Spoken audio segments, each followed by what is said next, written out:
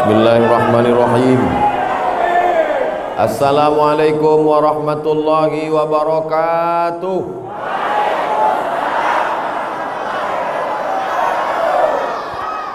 Bersyukur kepada Allah atas segala nikmat dan keberkahannya dengan ucapan Alhamdulillahi Rabbil Alamin. Berselawat kepada Nabi dengan ucapan Allahumma salli ala Sayyidina Muhammad wa ala alihi wa sahbihi wa barik wa salim. Mohon izin Kiai, mohon izin para bapak ibu majelis guru. Insyaallah semua yang hadir ini dimuliakan Allah Subhanahu wa taala. Untuk almarhum Kiai Haji As'ad Al-Fatihah. A'udzubillahi minasyaitonirrajim. Bismillahirrahmanirrahim. Alhamdulillahirabbil alamin, arrahmanirrahim, maliki yaumiddin. Iyyaka na'budu wa iyyaka nasta'in. Ihdinas siratal mustaqim. Shiratal ladzina an'amta 'alaihim ghairil maghdubi 'alaihim waladdallin. Amin. Kira-kira kalau ada undangan makan daging kambing, semua bisa datang tidak? Tak jelas jawabannya. Saya ulang sekali lagi. Kalau ada undangan makan daging kambing, semua bisa datang nggak? Ada yang bisa, ada yang tidak.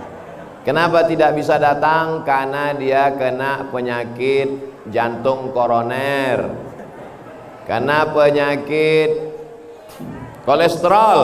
Betul? Kalau ada undangan makan emping melinju, semua bisa datang tidak? Tidak semua bisa datang. Yang kena penyakit asam urat, dia bilang, mohon maaf nggak datang, tolong kirim duitnya aja. Kalau ada undangan minum teh, minum kopi, nama acaranya coffee morning. Coffee, kopi, morning pagi. Coffee morning, minum kopi waktu pagi. Tidak semua orang bisa datang karena takut penyakit gula, diabetes. Tapi kalau memuliakan Nabi Muhammad sallallahu alaihi wasallam, apakah semua bisa datang? Enggak juga. Yang ikut Abu Jahal, Abu Lahab enggak bisa datang. Tapi semua yang beriman kepada Allah, beriman kepada Rasulullah, maka dia pasti akan ada NU, ada Muhammadiyah, ada Al-Wasliyah, ada Persatuan Tarbiyah Islamiyah, ada Nahdlatul Watan, ada Al-Irsyad, ada Persis, macam-macam organisasi sosial kemasyarakatan. Tapi ada satu titik temu persamaan, sama-sama asyhadu an la ilaha illallah wa asyhadu anna Muhammadan. Maka maulid inilah titik temu kita. Makanya siang ini saya yakin dan percaya ini yang hadir ini semuanya umat Nabi Muhammad sallallahu alaihi wasallam. Macam-macam. Ada laki-laki, ada perempuan, ada yang besar, ada yang kecil, ada yang gemuk, ada yang kurus. Wajah tak bisa saya lihat karena pakai masker. Ada yang lapar, ada yang udah makan. Yang udah makan siapa? Saya. Udah makan ikan haruan tadi. Tapi insya Allah semuanya akan mendapat syafaat Nabi Muhammad sallallahu alaihi wasallam. Dari mulai pertama saya datang sampai makan, foto-foto, adik-adik hadrah menyambut terus. Saya beberapa kali acara maulid, lama itu hadrah nggak berhenti-berhenti. Begitu saya sampai ke dalam masjid, ternyata flash disk, nggak ada orangnya. Jadi tadi saya mohon maaf Kiai sempat suuzon juga. Itu kok hadrahnya nggak berhenti-berhenti. Saya sangka tadi CD, ternyata asli manusia, orang-orang soleh semuanya. Ngapain pakai pukul-pukul hadrah, pukul gendang ini? Ada seorang perempuan, dia bernazar, nanti kalau Muhammad sallallahu alaihi wasallam menang perang, aku akan pukulkan gendang. Ternyata Nabi SAW menang. Dan ketika Nabi pulang dari perang itu, si perempuan itu datang, ya Rasulullah, aku bernazar, kalau kau menang, aku akan pukulkan gendang. Kata Nabi, pukullah. Itulah dalil memukulkan gendang ini hukumnya mubah, bukan murah. Dua, kata Nabi, a'linu hazan nikah. Kalau nikah jangan diam-diam. Ini banyak nih bapak-bapak diam-diam biar supaya istri pertama nggak ketahuan. Kalau nikah jangan diam-diam. Iya kan, Bu? Iya kata mereka. Maksudnya kalau mau nikah kasih tahu sama mereka. Ahlinu hazan nikah waj'aluhu fil masajid. Buat akad nikah itu di afdol nikahnya di masjid. Tapi kalau akad nikah di masjid, bajunya sesuaikanlah dengan baju orang masjid. Ini akad nikahnya di masjid, bajunya baju diskotik. Rencana nikah tanggal 20, pergi ke tukang jahit tanggal 10, belum selesai, udah dipakai. Resletingnya belum dipasang. Mohon maaf Pak Kiai, saya keceplosan. Ahlinu hazan nikah, nikah jangan diam-diam. Waj'aluhu fil masajid, buat akadnya di masjid. Wadribu alaihi biddufuf, pukulkan gendang. Itulah dalil boleh mukul gendang dalam masjid. Dalil ketiga, ketika Nabi sedang duduk, ternyata ada pemuda-pemuda dari Habasyah. Habasyah itu Abyssinia. Sekarang negerinya bernama Ethiopia. Anak-anak muda Ethiopia sedang menari tarian tombak perang dalam Masjid Nabawi. Dan Nabi diam. Nabi diam itu menunjukkan setuju boleh menari tarian perang dalam masjid. Kalau tarian perang saja boleh, apalagi memukul gendang. Kenapa Ustaz sebutkan 3 dalil ini? Karena sekarang lagi tren orang nanya, mana dalilnya? Mana dalilnya? Padahal andai kita sebutkan pun dalilnya dia nggak paham juga. Menanya aja, mana dalilnya? Itu kan udah kusebutkan dalilnya. Waktu aku di pesantren As-Sa'adiyah Samarinda, sudah kusebutkan dalilnya. Aku belum nonton, ya kau tontonlah. Channelnya mana? Ustadz Abdul Somad Official. Jangan lupa subscribe. Yang belum subscribe, buka handphonenya. Udah? Buka YouTube. Udah? Tulis di situ Ustadz Abdul Somad Official. Enggak tuh buka-buka. Enggak bisa dibuka sini. Mungkin karena kita sedang rebut-rebutan, jadi YouTube-nya bingung. Aku mau pilih yang mana ya katanya. Terlalu ramai. Tapi nanti di luar insya Allah. Ustadz Somad ini ngajak-ngajak subscriber. Dia mau ngambil duit dari penonton. Duitnya nanti bapak ibu yang nonton, duitnya itu habis untuk beli beras. Oh, ujung-ujungnya Ustadz cari beras juga. Beras untuk fakir miskin. Mudah-mudahan kita semuanya istiqomah. Apa yang kita lakukan hari ini, dari mulai langkah kaki kita sampai kedipan mata kita, sampai lidah kita, semuanya mesti mengikut Nabi Muhammad sallallahu alaihi wasallam. Betul? Benar? Setuju? Buktinya mana? Saya ulang sekali lagi. Langkah kaki, kedipan mata, lidah, tangan mesti mengikut Nabi Muhammad sallallahu alaihi wasallam. Betul? Benar? Setuju? Buktinya mana? Langkah kaki. Waktu langkah kaki masuk masjid tadi, kaki kanan apa kaki kiri? Yang dibaca mulut apa? Allahumma inni a'udzubika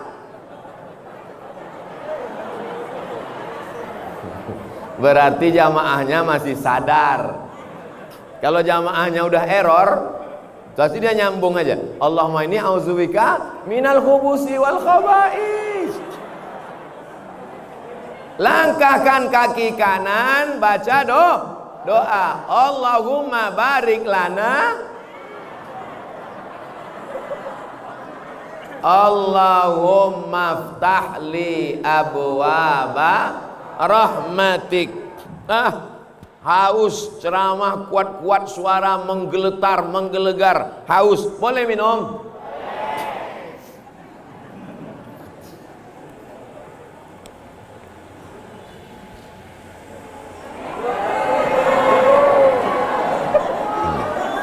Nampak? Inilah umat Nabi Muhammad SAW. Dia langsung ribut. Kenapa? Karena Abdul Somad tidak ikut Nabi Muhammad SAW. Kalau ikut bagaimana? La yasrabanna ahadukum qa'iman. Jangan minum berdiri. Idza syariba ahadukum falyasrab biyaminih. Kalau minum pakai tangan kah? Tolong yang tadi rekamannya jangan sampai dipotong. Nanti buzer-buzer men-share Somad minum pakai tangan kiri sedang berdiri. Buzer itu bahasa Inggris, bahasa Arabnya syaiton. Tapi nanti jangan pas baca Quran dirubah. A'udzubillahi minal buzer. Kalau ada orang kerasukan setan, berarti itu diganggu buzer. Sampai mana tadi ceritanya? Langkah kaki ikut Nabi Muhammad, tangan kanan kiri ikut Nabi Muhammad SAW, mulut ikut Nabi Muhammad SAW, mata ikut Nabi. Mata lihat laki-laki. Ustadz dari tadi ngelihat perempuan terus. Saya udah tua, mata ini nggak begitu jelas. Ini saya ngelihat ke sana ini nggak bisa saya bedakan mana yang gadis, mana yang nenek-nenek.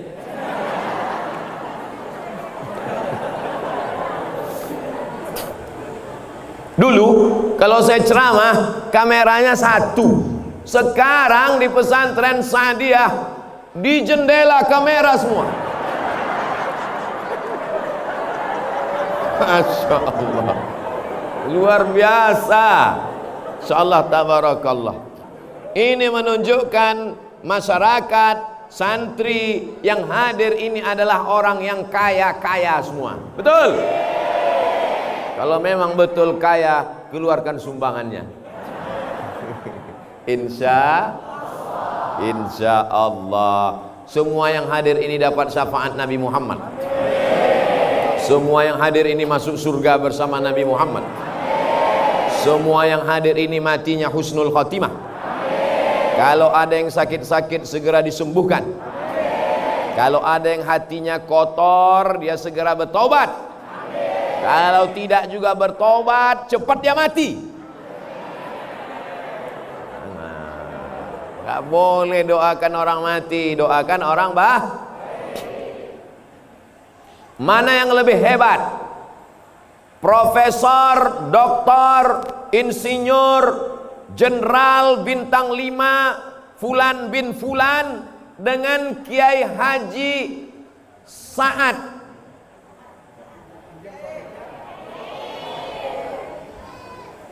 Almarhum Kiai Haji Sa'ad Ijan Saleh. Hebat tidak Kiai Sa'ad? Dari mana hebatnya Kiai Sa'ad?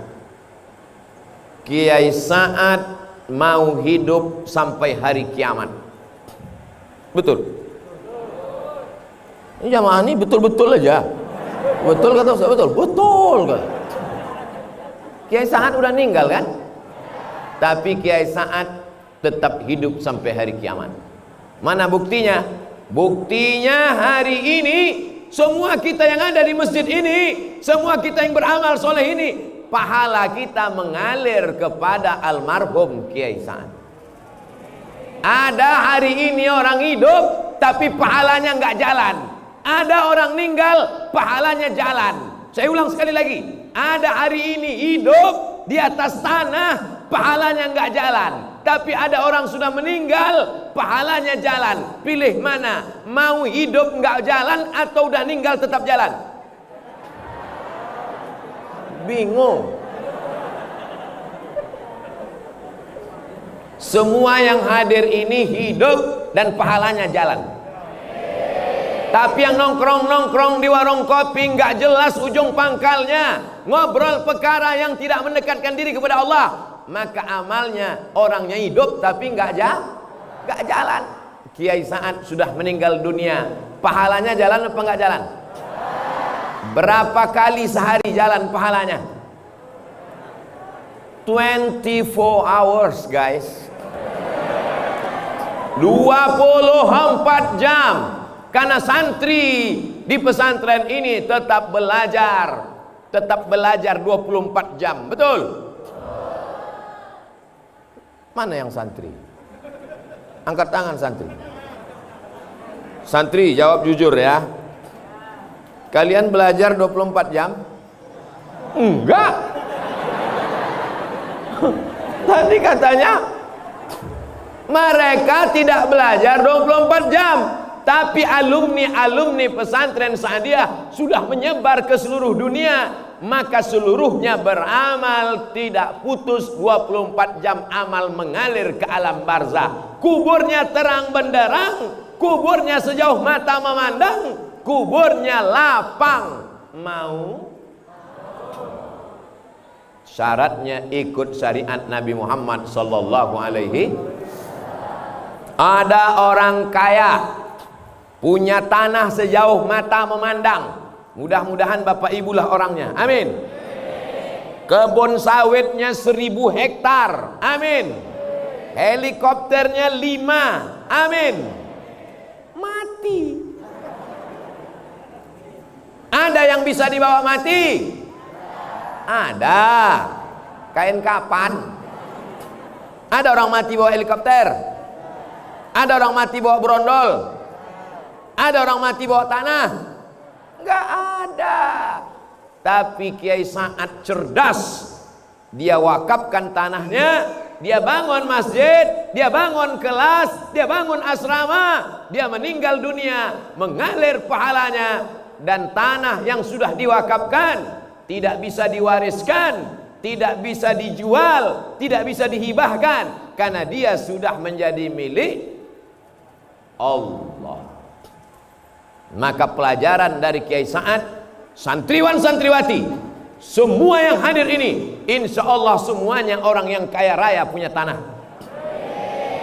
Kalau sudah punya tanah, nanti bangunlah sekolah Islam, TK Quran, SD Quran, SMP Quran, SMA Quran. Setuju? Doakan supaya semua yang hadir ini bisa buat sekolah Islam. Komunis merajalela, sekuler sudah berkuasa, liberal sudah hebat, Syiah sudah di mana-mana. Tidak ada yang bisa melawan semua ini kecuali Ahlus Sunnah wal Jamaah. Maka insya Allah alumni pesantren Sa'adiyah, mereka ini yang akan memperjuangkan Ahlus Sunnah wal Jamaah. Anda yang sudah mendaftarkan anaknya ke pesantren Sa'adiyah, alhamdulillah. Yang sudah ku kasih tahu belum juga mendaftarkan, na'uzu. Sudah ku kasih tahu nggak mau tahu juga, inna. Daftarkan anak Anda ke pesantren Sa'adiyah sebelum tanggal penutupan berikut ini. Potong videonya 1 menit, nanti saya kirim ke Instagram Abdul Somad Official Contreng Biru.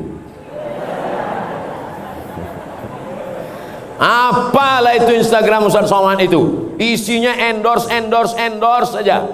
Endorse tanah wakaf, endorse pesantren, endorse kerupuk, endorse keripik, endorse tanah kuburan. Semua itu insya Allah akan menjadi amal amal somat. Kalau Instagramnya punya somat kok amal soleh? Enak aja, saya yang beramal kok soleh yang dapat. Mohon maaf Kiai, saya kok di pesantren Saadiah ini Masya Allah tabarakallah.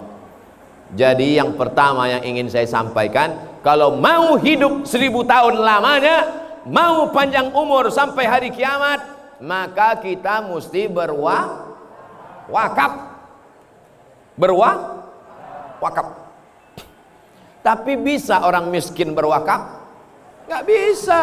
Kenapa Kiai Sa'ad bisa berwakaf? Karena dia kaya. Kalau begitu orang Islam boleh nggak kaya? Wajib. Bukan boleh.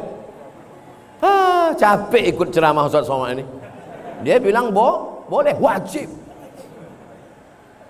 Umat Islam semuanya mesti kaya. Apakah orang yang kaya itu orang yang mobilnya harga 5 miliar pintunya 1? Enggak. Mobil paling mahal sekarang 5 miliar pintunya 1. Nanti 2021 ada lagi mobil enggak pakai pintu, melompat aja dari atas macam truk sawit. Orang yang kaya adalah yang hartanya itu tidak masuk ke dalam hatinya. Itulah yang dicontohkan Kiai Sa'ad. Ini tanah seluas ini kalau dia mau jual, berapa hektar semua Kiai? 6 hektar guys. Sekarang orang kapling-kapling tanah berapa banyak, datanglah jamaah ngadu ke saya, Ustaz Somad, ente kenapa sedih Pak Ustaz? Sedih kenapa? Ayah saya meninggal. Ya ayah orang meninggal semua. Kenapa kau sedih? Kubur bapak saya sudah diambil developer Pak Ustaz, sudah dibuat rumah di atasnya Pak Ustaz. Saking kan orang semangatnya mengambil tanah. Bahkan satu tanah itu bisa pemiliknya 5. Surat tanah tumpang tindih. Tapi Kiai Sa'ad bisa 6 hektar tanah dipakainya untuk agama Allah. Hebat apa tidak? Semuanya siap mau seperti Kiai Sa'ad. Semuanya mau seperti Kiai Sa'ad. Semuanya siap seperti Kiai Sa'ad. Yang punya tanah 6 hektar angkat tangan. Insya Allah. Kira-kira kalau ada orang punya tanah 6 hektar, bisa nggak dia berwakaf 6 hektar? Ya nggak bisa. Kalau 6 hektar diwakafkan 6 hektar, habis lah. Itu menunjukkan berarti tanah dia lebih banyak. Tanah sana, tanah sana, tanah sana. Ada orang di India tanahnya banyak. Siapa namanya? Tuan Takur. Mudah-mudahan semuanya jadi tuan tanah. Ini santri yang permisi sedang mengurus surat tanah. Nggak apa-apa. Kalau mau pipis boleh. Daripada kencing di masjid, nggak boleh. Saya ceramah tuh kadang keluar begitu aja dari mulut. Tak ada yang saya rencanakan. Mudah-mudahan anak kita tidak tersinggung dengan ucapan saya. Saya nasihatkan adik-adik. Saya bayangkan kalau mereka tadi nanti jadi presiden. Yang 2 tadi, satu jadi presiden, satu jadi wakil presiden. Aminkanlah. Kelihatan nggak setuju. Mereka jadi presiden, jadi wakil presiden tahun 2050. Sebagian ibu-ibu sudah meninggal. Saya masih hidup. Waktu itu mereka bicara di istana. Apa kata dia? Bapak wakil presiden, ya Pak Pres, kita dulu waktu di pesantren Saadiah, waktu permisi pipis dibilang Ustaz Somad ngurus surat tanah kan, katanya. Iya, ayo kita cari Ustaz Somad, kita masukkan dia ke dalam penjara bawah tanah. Maka saya mohon maaf. Insya Allah selama saya tausiah nggak ada yang tersinggung kan? Saya ulang sekali lagi, selama saya tausiah nggak ada yang tersinggung kan? Alhamdulillah. Soalnya di beberapa tempat ada yang tersinggung, pulang meninggal.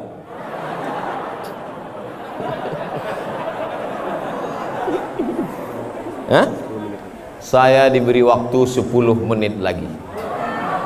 Maka ini saya mesti cepat-cepat ceramahnya nih. Maka oleh sebab itu daripada makan dan kemesuman masyarakat yang harus berwakaf kepada Allah Subhanahu wa taala, karena kita akan mati menghadap Allah. Karena tinggal 10 menit lagi. Yang pertama, kita mesti berniat kalau dapat rezeki kita mau berwakaf. Yang kedua, setelah orientasi kita wakaf, maka kita semangat cari rezeki. Ibu, kalau bapak nanti pulangnya sampai tengah malam, jangan marah, karena mereka mau cari rezeki untuk berwakaf. Udah pak, mereka udah izin. Kira-kira orang Islam kalau niatnya berwakaf makin semangat cari duit atau enggak?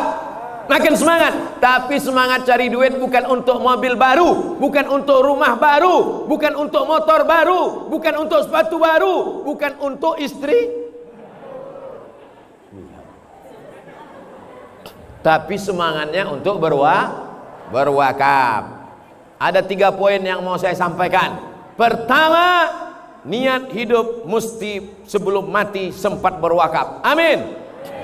Yang kedua, kita mesti kaya raya cari duit, tapi tujuannya bukan dunia, tapi untuk beramal untuk akhirat. Yang ketiga, kalau sanggup bangun masjid, bangun masjid. Kalau nggak sanggup bangun masjid, makmurkan masjid dengan sholat berjamaah. Hari ini semuanya hadir di masjid. Masjid apa namanya Pak Kiai?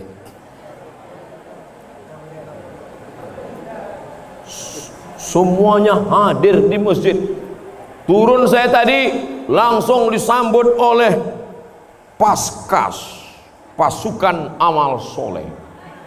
Masuk ke dalam, disambut sama anak-anak muda pakai jaket biker Subuhan Samarinda. Keluar habis makan, sebelah kanan polisi, sebelah kiri tentara. Takbir. Bayangkan, semua yang mau pura-pura gila langsung waras.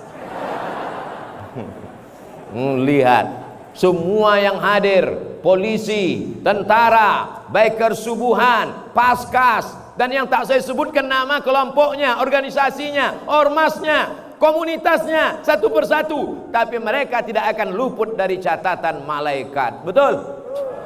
Nanti kalau pulang ada yang nanya, apa isi ceramah Ustadz Somad tadi?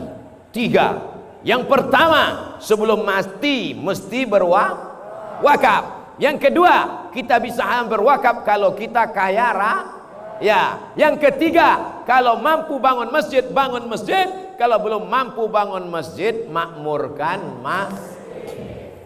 masjid dengan apa? Sholat berjamaah.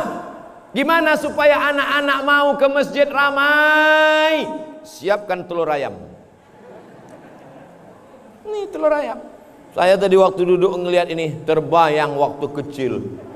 Saya dulu kemana aja mak saya pergi ikut. Saya anak pertama, adik saya 1 laki-laki, 2 cuman 1 saudara kandung. Kemana aja mak saya pergi ikut. Maulidan, solawatan, tahlilan, barzanjian, ikut. Mau ngejar apa? Telur ayam. Saya sangka tradisi telur ayam itu cuma ada di tempat kami di Sumatera. Rupanya sampai di Kalimantan tetap telur ayam. Alhamdulillah, nampaknya sepele. Bagi kalian ini telur ayam biasa, tapi bagi anak-anak, berapa anak-anak yang sudah nangis minta telur ayam? Telur ayam, mas. Telur ayam. Sabar, nanti akan dibagi telur ayam. Inilah yang akan menyelamatkan di hadapan Allah. Betul? Apa beda telur ayam ini dengan telur ayam yang ada di Sumatera? Ini telur ayam NKRI. Merah darahmu, putih tulangmu. Kau potong ayam itu, akan kau lihat merah putih di dalam. Darahnya merah, tulangnya putih. Kecuali ayam yang semuanya hitam, namanya ayam cemani, bukan ayam Afrika. Sepele, remeh-temeh, tapi ini adalah amal yang luar biasa. Mudah-mudahan apa yang kita lakukan ini semuanya dapat pahala catatan amal soleh di sisi Allah. Mudah-mudahan para kiai kita, tuan guru kita panjang umur sehat badan. Santriwan santriwati kita makin betah di pesantren, semangat sampai tamat kelas 6. Habis itu lanjutkan ke Kairo Al-Azhar Mesir. Setelah itu pulang mengabdikan ilmunya ke Samarinda dan ke seluruh Republik Indonesia. Ala hazihin niyah wa kulli niyatin salihah. Al-Fatihah.